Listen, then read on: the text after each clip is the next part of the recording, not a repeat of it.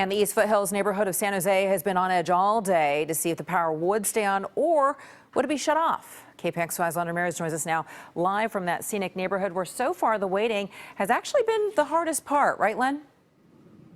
That's right, Veronica. You know, this time yesterday, folks were getting phone calls and text messages saying that the power would be shut off at midnight last night. That turned into noon today, came and went. Now we're saying 8 o'clock or maybe even later. So it has been disruptive and confusing, to say the least.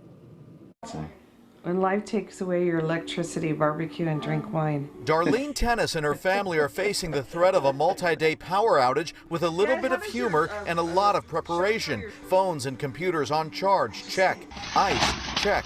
Extra water, canned foods, and candles, check. Darlene even pre-cooked a lot of her meats, eggs, and rice. That way I can just heat stuff up. Now all they need is a reason for all of this. I'm sort of confused because they keep delaying when they're going to shut off all the power, and we're just sort of like in pins and needles right now waiting for it to happen.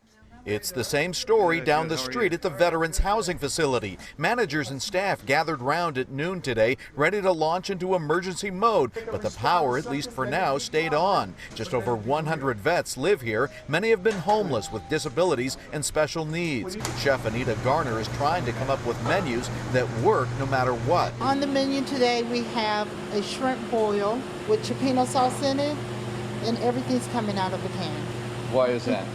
Because we had to cook something really fast in case our lights went out. Irvin Goodwin runs the facility and has been working for most of the last 24 hours. He's worried about losing $9,000 worth of food. This is going to cost about $1,000 altogether. He rented a 50-foot freezer trailer yesterday to keep everything from spoiling. He also bought a generator to power up residents' battery-powered scooters and medical equipment. I think we're equipped enough to handle any situation up to a certain amount of time. But when it will hit and for how long is still up in the air. For one vet who was homeless and lived out of a van, the threat of a prolonged power outage is an unwelcome deja vu. I've lived that way for a year. Oh, my number one tip would be to make sure you have food that doesn't perish.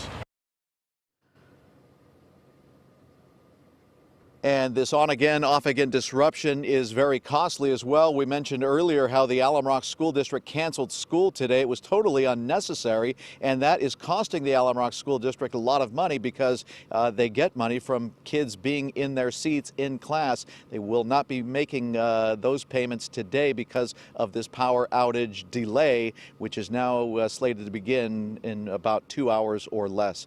Reporting live in the East Foothills, Len Ramirez, KPIX 5.